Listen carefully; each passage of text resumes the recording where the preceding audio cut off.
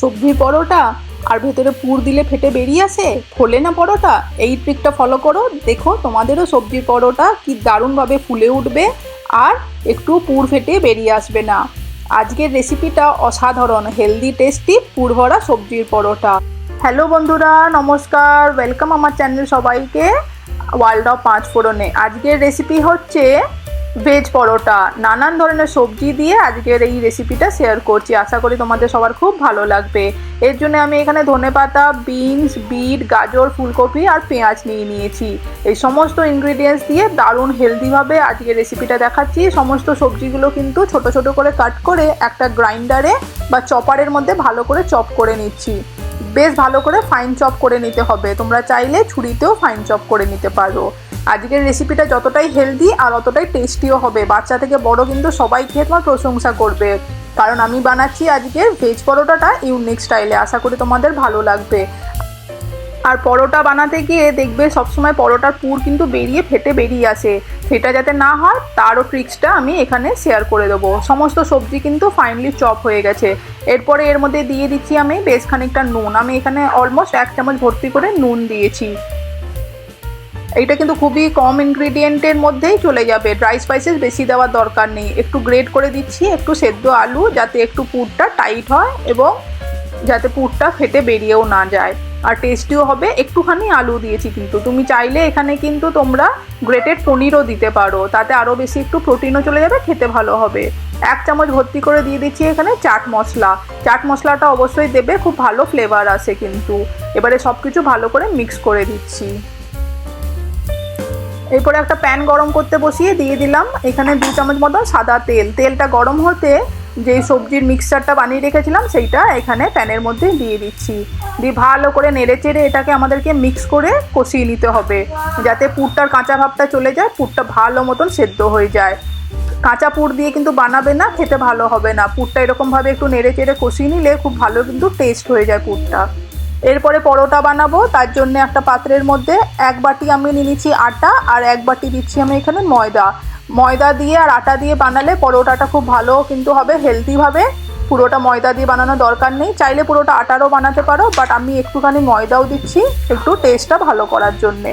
এরপরে হাতের মধ্যে দিয়ে দিচ্ছি সামান্য একটুখানি জোয়ানটাকে হাতে এরকম ক্রাশ করে দিয়ে দিচ্ছি। দিয়ে দেবো সামান্য একটু টেস্টের জন্য নুনও, পিঞ্চ অফ একটু নুন দিতে হবে।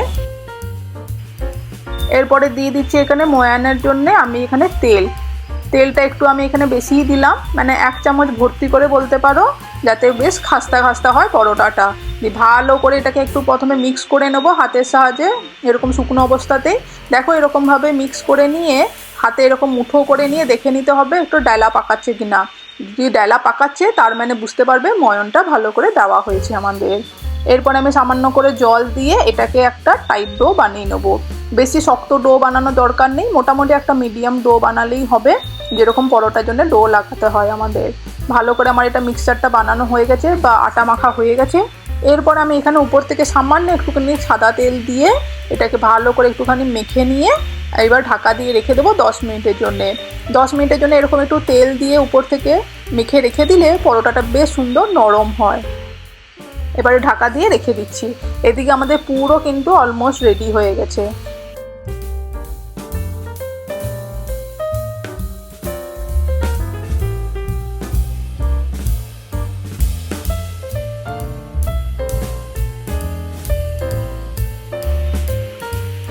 এখানে দেখো পুরটা খুব সুন্দর শক্ত হয়ে গেছে, ভালো কালার এসছে বিটটা দেওয়ার জন্যে। এবারে পুরটাকে ঠান্ডা করার জন্য একটা পাত্রে নামিয়ে রেখে দিচ্ছি। অবশ্যই কিন্তু ঠান্ডা করেই পুরটাকে ভরবে পরোটা বানানোর সময়, গরম পুর একদম ভরবে না। আমি এরকম পাত্রের মধ্যে রেখে দিচ্ছি। এর মধ্যে কিন্তু চাট মশলা নুন ছাড়া আর কোনো কিছুই যায়নি, শুধু সবজি আছে, কিন্তু খেতে দারুণ হবে। আর একটু ফ্লেভার যাতে বানানোর জন্যে আমি এরপরেও দিয়ে দিচ্ছি এর উপরে বেশ খানিকটা মজরেলা চিজ, যাতে বাচ্চারা খেতে ভালোবাসে, সেই জন্য উপর থেকে একটু অবশ্যই চিজ দিতে পারে। চিজটা হেলদিও, একটুখানি দিলে কোনো অসুবিধা নেই। দিয়ে দিচ্ছি একটু টেস্টের জন্য চিলি ফ্লেক্স। কাঁচা লঙ্কা কিন্তু দিইনি, আমি উপর থেকে চিলি ফ্লেক্স দিচ্ছি। ঝালটা নিজেদের পরিমাণ মতন একটু বাড়িয়ে কমিয়ে নিতে পারো। এরপরে আমি দিয়ে দিচ্ছি এখানে পিরি পিরি মশলা আর একটু ফ্লেভার এনহ্যান্স করার জন্যে। প্রায় 2 চামচ মতন পিরি পিরি মশলা দিয়ে ভালো করে নেড়ে চেড়ে মিক্স করে নিচ্ছি। চিজটা এই গরম অবস্থাতে দেওয়ার জন্য চিজটা কিন্তু খুব ভালো মেল্ট হয়ে যাবে আর সবজিটার মধ্যে মিক্স হয়ে যাবে। এই মিক্সচারটা কিন্তু তোমরা টিকিয়া বানিয়েও খেতে পারো, দারুণ টেস্ট হয়, গ্যারেন্টি দিয়ে বলছি। আমাদের পুরটা রেডি হয়ে গেছে, বা ঠান্ডা হোক। এরপর আমাদের এখানে আটাও দেখো 10 মিনিটের জন্য ঢাকা দিয়ে রেখেছিলাম, খুব সুন্দর রেডি হয়ে গেছে ডোটা আমাদের।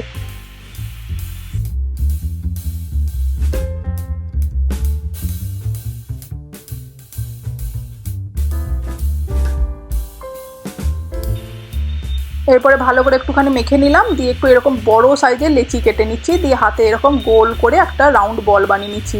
একটু বড় সাইজের কিন্তু লেচি কাটতে হবে, কারণ পরোটাটার ভেতরে পুরটা যাতে ভরার পরে পরোটাটা বেশ বড় একটা সাইজের হয়, যাতে একটা পরোটা খেলেই যাতে পেট ভরে যায়। দিয়ে এরকম একটুখানি আমি চিপে চিপে বেলে নিচ্ছি। এটা কিন্তু পুরোটাই বেলে একটা বড় সাইজের একটা রুটির মতন বানিয়ে নিতে হবে। আমি কিন্তু এখানে কোনো আটা বা তেল এক্সট্রা ব্যবহার করিনি, বিকজ অলরেডি তেল দেওয়া ছিল লাস্টে, সেই জন্য কিন্তু এটা বেলাটা সহজ হয়ে যাচ্ছে।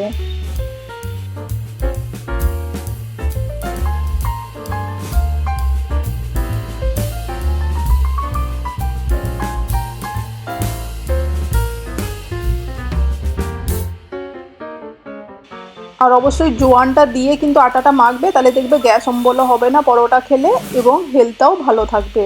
এরপরে পরোটা বেলা হয়ে গেছে, একটু সামান্য সাদা তেল দিয়ে এরকম করে একটু চামচের সাহায্যে স্প্রেড করে নিচ্ছি। এরপরে উপর থেকে একটুখানি ড্রাই আটা দিয়ে দেবো।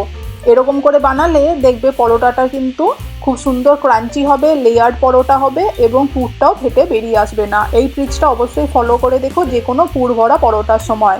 একটু তেল দিয়ে তার উপরে একটুখানি ড্রাই আটা দিচ্ছি, এরপরে ভালো করে মিক্স করে নিচ্ছি। এবার এটাকে আস্তে আস্তে এরকম করে ফোল্ড করে নেব।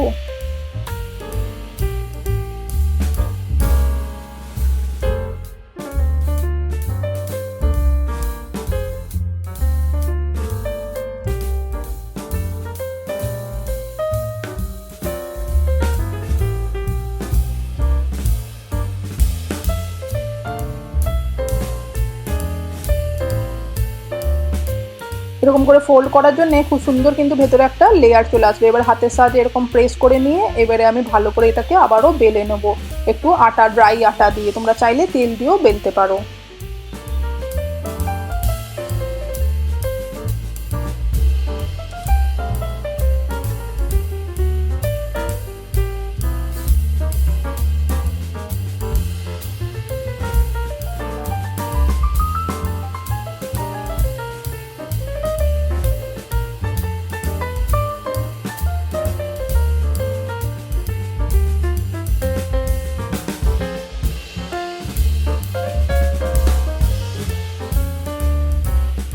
আমার এখানে খুব সুন্দর করে বেলা হয়ে গেছে। এবারে চামচের সাহায্যে পুরটা নিয়ে নিচ্ছি, পুরটা মাঝখানে দিয়ে বেশ ভালো করে অনেকটা ঠেসে ঠেসেই পুর দেবো কিন্তু আমি এখানে, যাতে এভরি বাইটেই যাতে তোমাদের খেতে ভালো লাগে।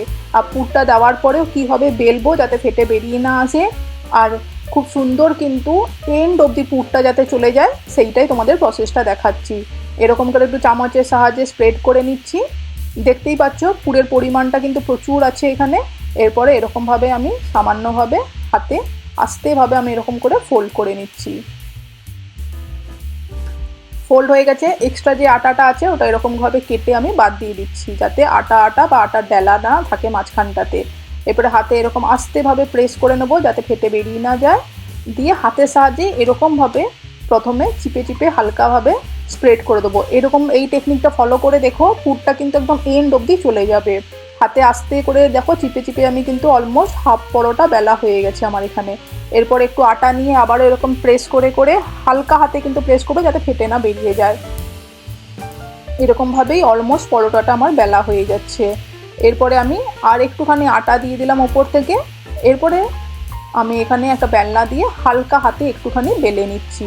এরকম করে বেললে এন্ড অবধি তোমার পুরো যাবে, কোথাও আটা আটা থাকবে না, এবং পুরটা ফেটেও বেরিয়েও যাবে না।